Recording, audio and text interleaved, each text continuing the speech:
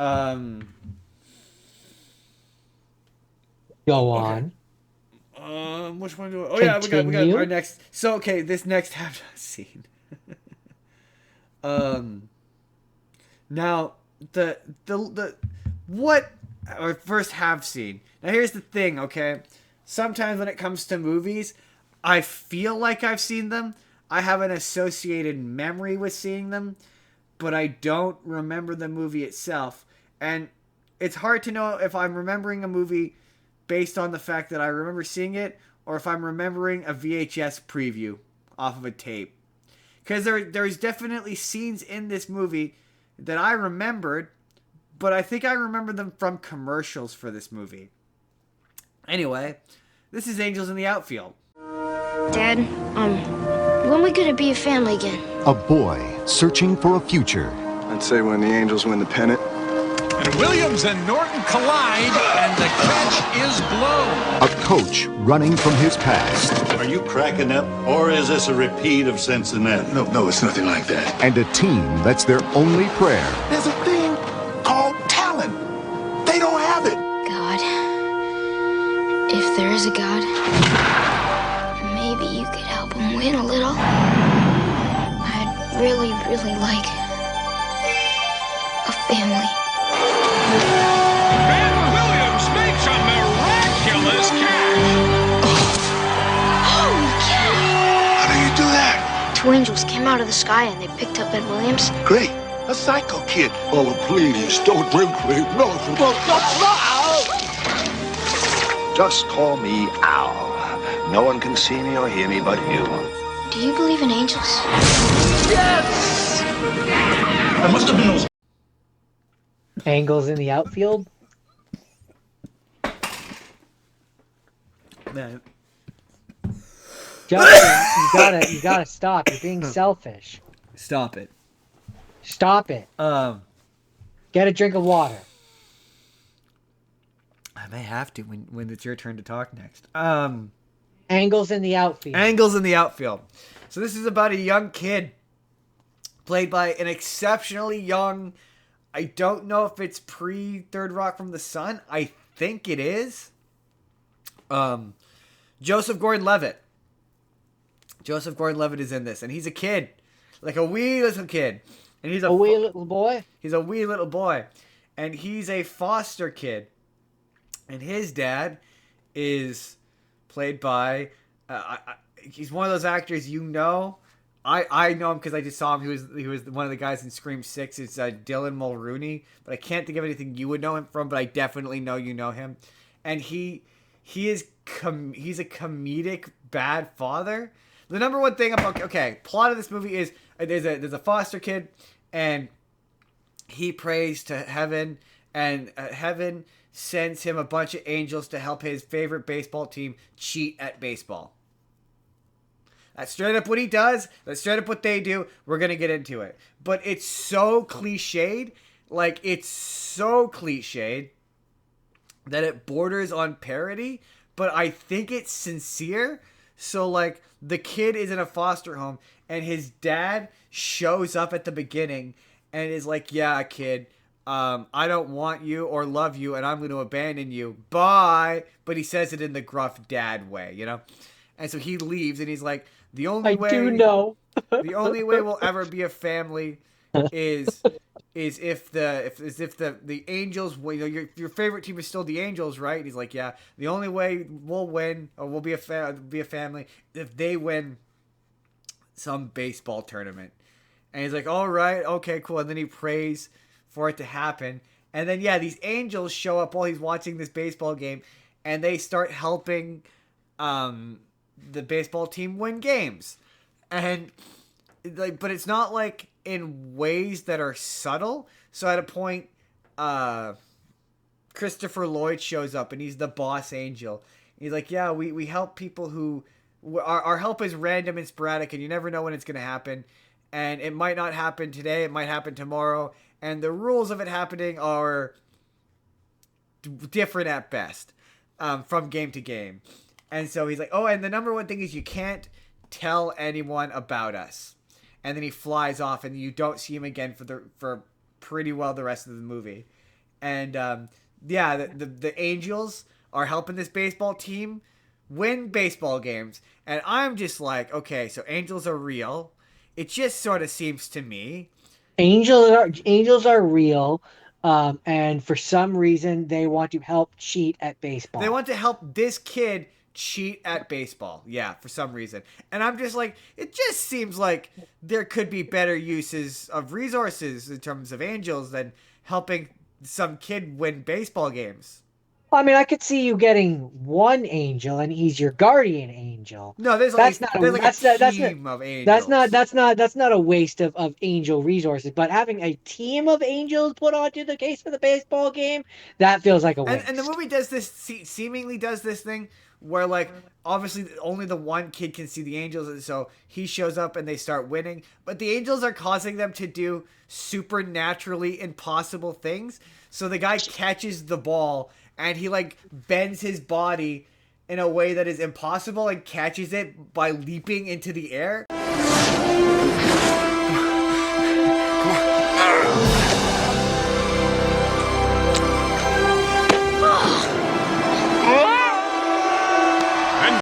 And at one And point, and none of the adults question this. well, at one point, the another one of the baseball players he hits a home run, and the bat just explodes.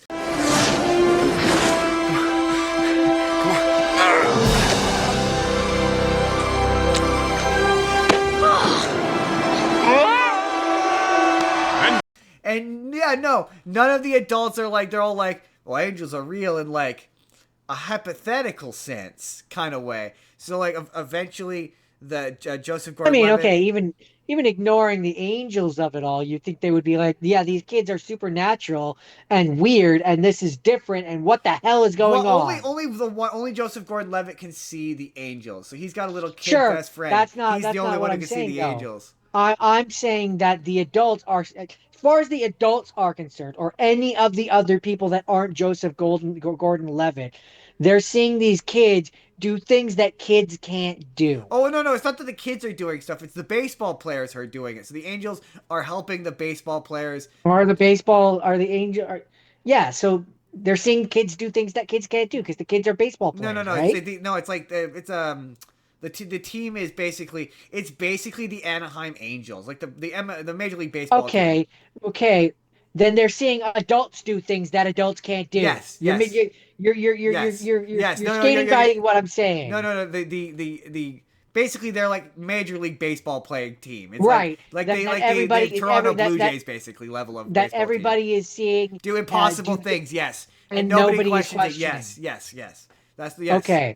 We've gotten to the point of it all. Yes. They don't, but the movie, the adults in the movie just pretend as though they're getting lucky, but they're doing things that are literally impossible. And so there's a point where, and Joseph Gordon-Levitt has a little kid best friend who he can't see the angels.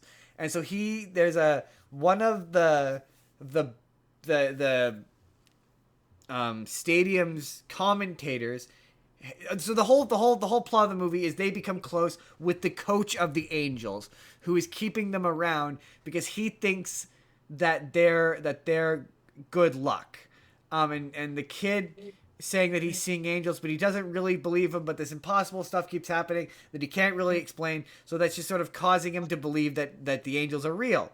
And as the movie goes on, it's a big sports movie cliche. They become close as the movie goes on. And so then it gets the Angels are helping them win all these games. And as the movie goes on, it's like, okay, we have to follow certain rules. So if they curse or say any swear words, the Angels won't show up. If they're bad, then the Angels won't show up. If they tell anybody, the Angels won't show up. And so if Joseph Gordon-Levitt isn't there, the Angels don't show up for some reason. And so later on, there's a bit where they're at the prison, or they're at the courthouse, and Joseph Gordon-Levitt's dad is giving up custody, giving up his parental rights, basically. And he's like, I'm a piece of shit dad. I'm giving up my parental rights to the court. I don't know why I keep giving him a southern accent. And it's like, I don't love you anymore or whatever. And so because Joseph Gordon-Levitt doesn't go to the game, the Angels lose.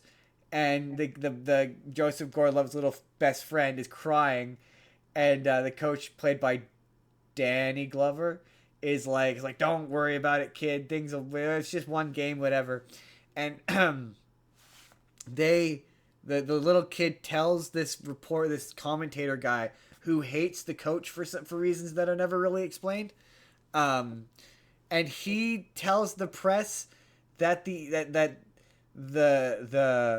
team is winning because of angels, but it's presented as though, like, oh, maybe the angels aren't real and it's just in the kid's head and it's all in her head, and they want you to think that Donald Glover might be crazy is the idea, but like the players are doing physically impossible things. So they have This no movie reason sounds to bad. not believe that angels exist. It's the weirdest thing ever. So then it gets to the final, like they go through all his lost moment, whatever, what have you, blah blah blah blah, and it gets to the, obviously, Jordan, it's a sports movie. Big competition. There's a big game at the end, and so they get to the big game, and the team's doing all right or whatever, and Christopher Lloyd shows up, and Joseph Gordon-Levitt's like, oh, I wasn't sure you were gonna show up, and Christopher Lloyd's like, no, we can't help you with championship games. They have their own special rules. You have to win that on your own. And it's like, wait, what? That feels like an arbitrary That rule feels that you're so just arbitrary. saying. You've been helping them cheat the whole season. Because, to be clear, that's what you're doing. You're helping them cheat. We can help get you to the final match and cheat in that way, but the final match we can't help cheat you with. It just seems like the implication is supposed to be them's the like angel rules, you know. they're getting It just better. sort of seems like you guys aren't angels and you're actually demons, and what you've done is an elaborate ruse of allowing us to think that we're gonna win and then ultimately setting us up to fail so we can't This win feels because you won't help us cheat I'm anymore. just saying, this feels oddly Faustian. Like, I guess the implication is supposed to be like they're getting better, because obviously it starts off they all suck. There's a bunch of you know him. He's Damien Dark on Arrow, but we went to one of his panel at Fan Expo once. Anyway, the pitcher, Neil McDonald, he's the pitcher, and there's this bit where he just chews endless amounts of gum, like just a mouth. He just has a mouthful of gum. It has Matthew McConaughey, like a really young Matthew McConaughey is in it. Adrian Brody is randomly in it, very young Adrian Brody, and they're all players on the team. And then the movie ends with they solve the big game or whatever. They win the game and everyone's happy. And the Danny Glover adopts Joseph Gordon-Levitt and his little sidekick friend. And everyone's happy in the end. And they made 2 more of these. Oh. Okay. What's funny is I've never seen it, but I can very definitely remember the VHS commercial for Angels in the End Zone. I don't. No, that doesn't sound familiar. Angels in the End Zone doesn't sound familiar. I had no idea there was a third one, but I definitely remembered Angels in the End Zone. And I think Angels in the End Zone has Christopher Lloyd in it. Damn it, now I'm going to have to watch Angels in the End Zone, aren't I? If I can find it. Yep. I'm pretty sure it has Christopher Lloyd in it. Just like I'm gonna have to watch another Air Bud movie, Justin. You're gonna have to watch another one of those. It's a mid to late 90s schmaltzy sports movie that's like, man, the tone of this is all over the place at times. Disney, it's on Disney Plus. It's weird 90s movie. I'm sure I hesitate to say it was bad. None of these movies were. No, that's not true. It's a mid to late 90s schmaltz. I'm pretty sure the commercials for it were on Toy Story, now that I'm thinking about it. I think it was on Toy Story. I could believe that it was on Space Jam. It might have been on Space Jam. I just remember seeing the commercials for it, because I remember there's a bit where Christopher Lloyd like lands and he appears and he puts on a baseball hat and he puts his hands on his hip, and I remember that scene like vividly. But there's so much of this that I couldn't remember. I just remember there being a scene where there's an angel flying down, and the title comes up, and the announcer person is like, they're there, the Angels in the outfield. Yeah, I remember that. That's the bit where the Angels lift up the guy and he bends around in a way that's physically impossible, and he catches the ball and he's like in the air, and it's like that's physically impossible. And then I don't remember all that. I just remember that very specific, like the angel carrying a guy down or whatever, or the angel landing, and that announcer voice and doing then that. there's a bunch of weird implications later in the movie where they're like where everyone's obvious everyone's treating them like they're crazy for saying the angels are real, and so one of the characters, the foster parent who's like really nice, is basically like what you believe in God, right? And they're all like, yeah, of course we believe in God. Like, what you're saying, you believe in God but you don't believe in angels? That's an inherent contradiction. And then the movie goes, it does that kind of sputter, like, oh shit, this is a Disney movie, we don't have the space or the time to deal with this, and then just doesn't answer it. It's that kind of movie where it's like, well, if angels exist, therefore, God for some reason cares about the Angels winning the cup. Like, I don't know why, but God really seems to care about the Anaheim Angels winning the cup for some reason. Because it's their density, Also, Justin. I think I mentioned this before, but just to wrap up, they clearly could afford the licensing for the logo and the uniforms, but couldn't afford tell a lot of teams, but couldn't afford the rights to the names because they called them the California Angels, and then at a point the Blue Jays show up. Like, they play a game against the Blue Jays, the Toronto Blue Jays, but they never refer to the teams by their names. Ever. Yeah, because then they would have to pay for the rights to use them. They have to pay the rights to the name, but I'm guessing they could afford the rights to the rights of the uniform. But it was really funny. Anyway, I mean, maybe, but probably far more likely is the uniforms are almost identical with just enough differences that they don't have to pay anything. I could also believe that, but I don't know. The Blue Jays uniforms that's the one baseball uniform I'm like familiar with, and they looked reasonably Yeah, sure, but I could believe it be like it's a thing where it's like there's like one strip missing or one stripe or one thing that's missing that makes it different, but it's so hard to notice that you would never pick up on it. I could believe it's one of those situations. I could also believe that too. But anyway, that's Angles in the Outfield. Hey there everybody, it's End Card Justin here. Let me know down in the comments, have you seen Angles in the Outfield? Sorry, Angels in the Outfield? Have you seen this movie? Do you remember it? Do you have nostalgia for it? Let me know your thoughts down in the comments down below. But in the meantime, if you would like to see the full podcast that this is from, our Sports Ball special, click the box on the left. Or if you just want to see a random video that YouTube thinks you're going to enjoy, you click the box on the right. Hit subscribe if you haven't already. We put new videos out 7 days a week. Or you could just leave us a like. That helps us out too. We will see you all in the next video.